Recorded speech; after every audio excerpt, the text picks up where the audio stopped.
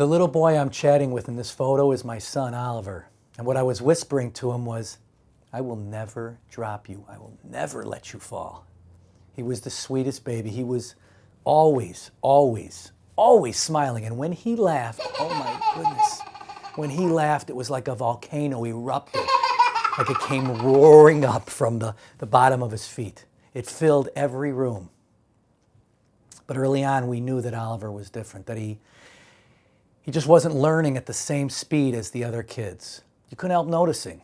I remember my wife, Andy, and I getting him ready for his first day of kindergarten. I was terrified.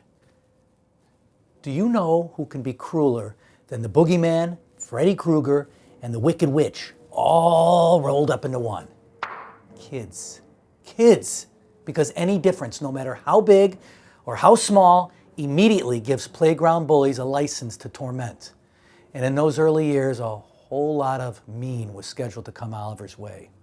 We had all sorts of tests done, talked to all sorts of professionals and experts. Everybody had an opinion. It was his eyes, his dexterity, his motor skills. This one specialist thought his situation stemmed from an auditory processing disorder. That's what she called it, his situation. She had the tallest hair I'd ever seen.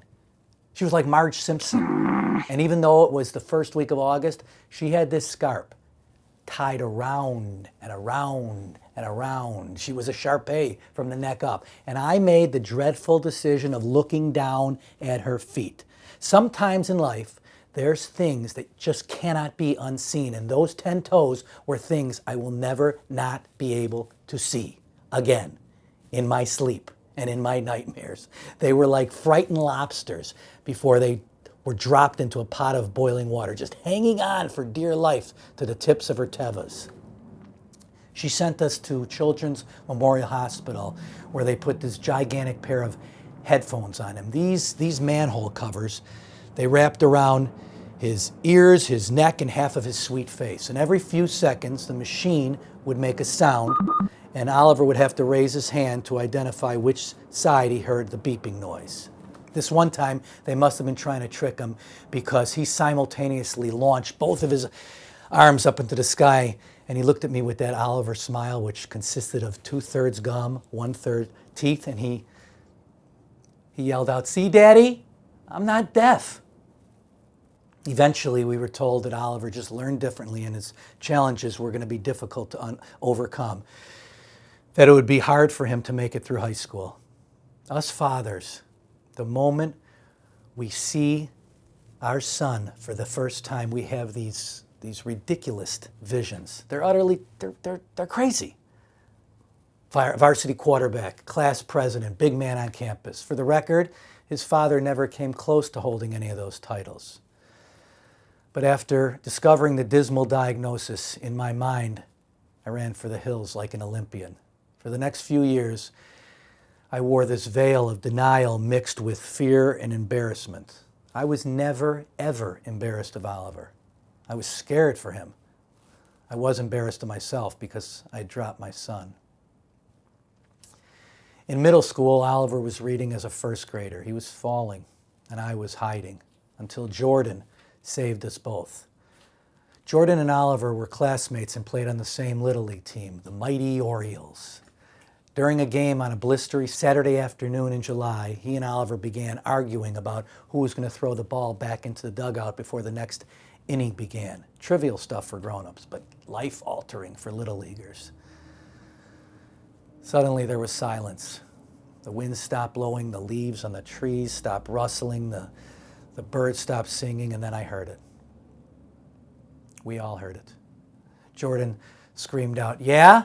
Well, at least I'm not in special ed, retard." That was my call to action. But I had absolutely no idea where to start. So I began my mission and became a certified literacy tutor. I started volunteering at Literacy Chicago, working with adults who were trying to become better readers themselves. What's funny is after I began my quest, people started telling me how nice I was, how kind and giving and selfless, which couldn't have been farther from the truth, because in reality, I was the most selfish person in the world. The only reason I was working with these adult strangers was to learn how to help teach my son to read. Once I accomplished that, I was gone. What I never expected, what I never saw coming, were the relationships I would build along the way and the passion that I would find. Did you know there are 36 million adults in the United States who cannot read? 36 million. When I was a little boy, my parents took us to Florida every Christmas. There are 20 million people who live in the Sunshine State. That means there's more people that can't read in the United States than live in the state of Florida. There's 28 million people who live in the state of Texas, which means there's more people who cannot read in our country than live in the state of Texas. And if you were to take the population of the 5 states whose football teams won the last 5 Super Bowls, and you added those numbers all up, the total would almost be identical to how many grown-ups cannot read the sports section in their newspapers. All right, that example's a little skewed because Tom Brady and the New England Patriots can't stop winning freaking Super Bowls, but you understand what I'm saying. It's a lot of people.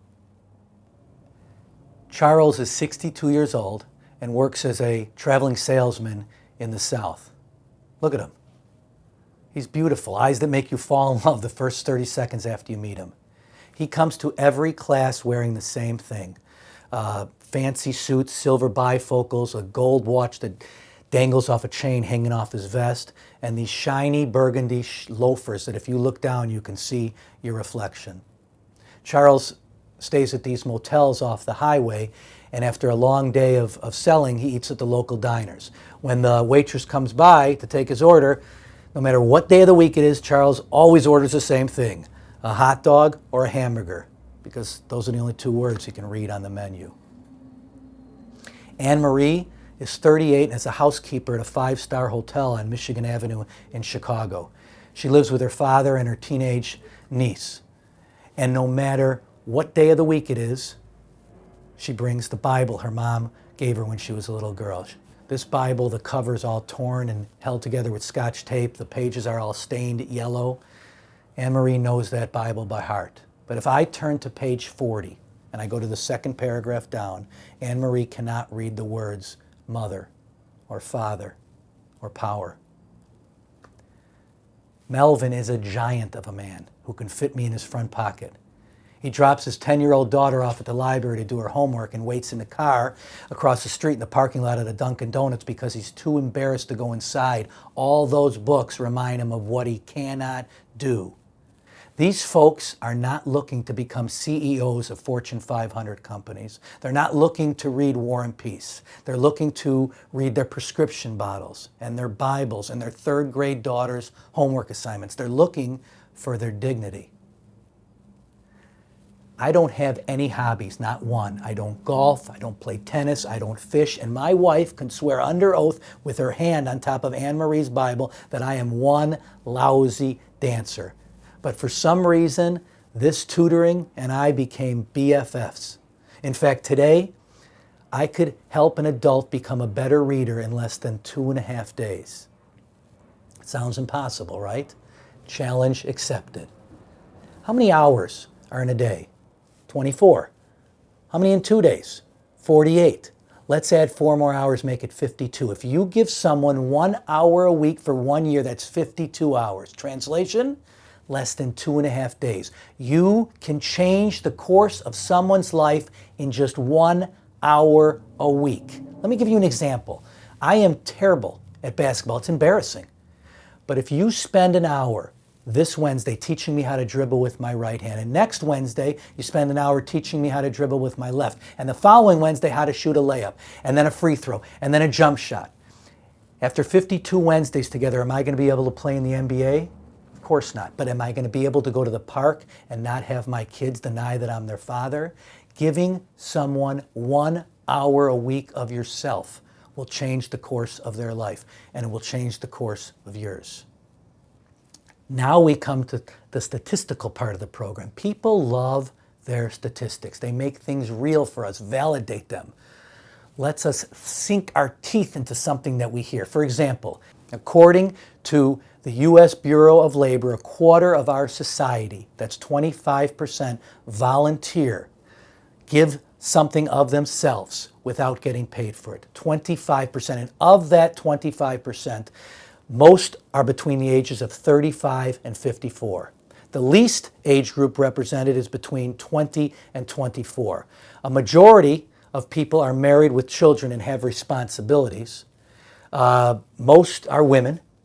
Majority are women, and the highest ranking state is Utah, where almost 50% of the people volunteer, while the lowest amount is New Orleans, 20%.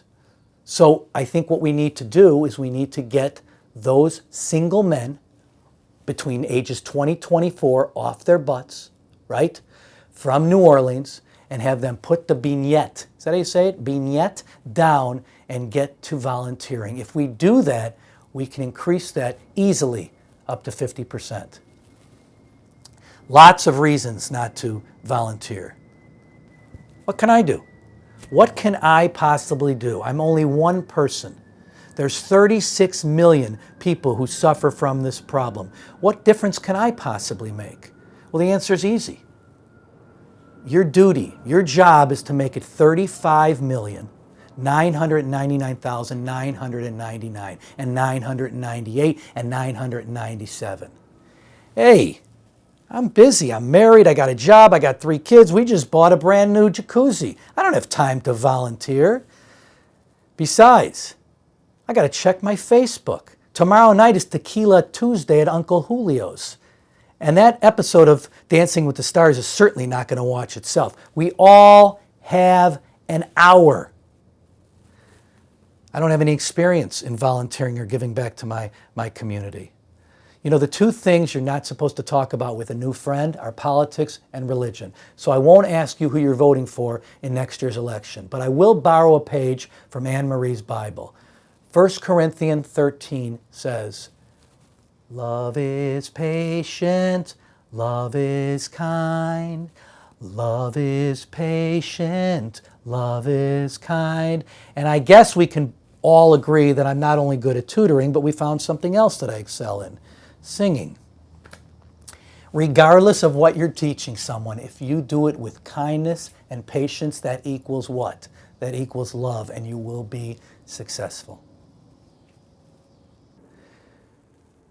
So where is Oliver today?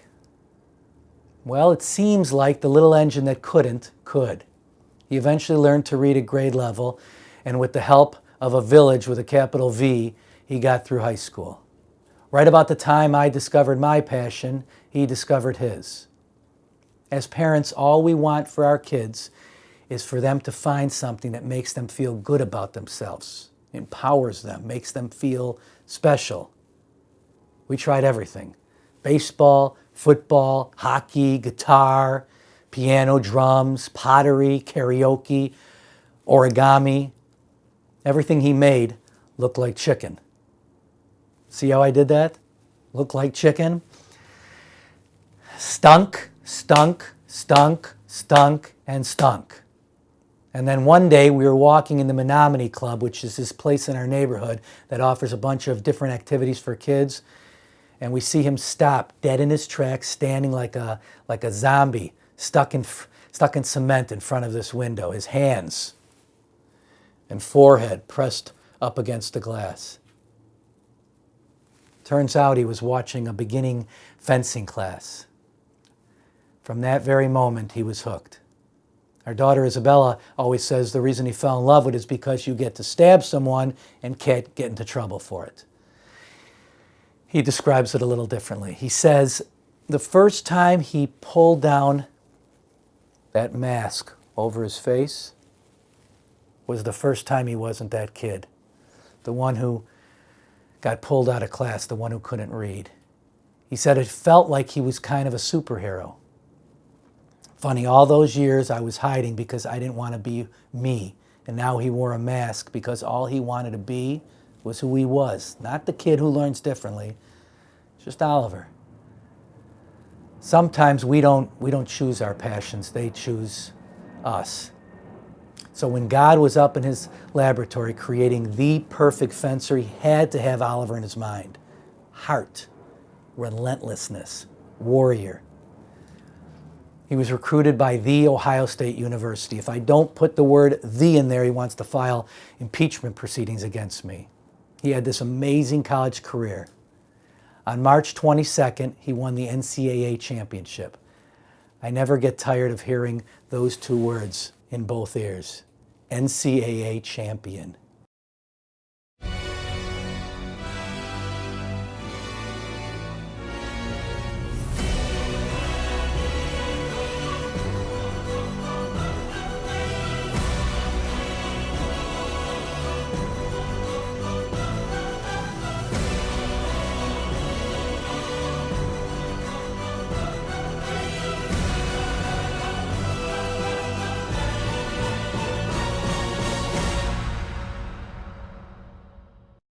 A week before this, he received an email saying that he was just accepted into law school.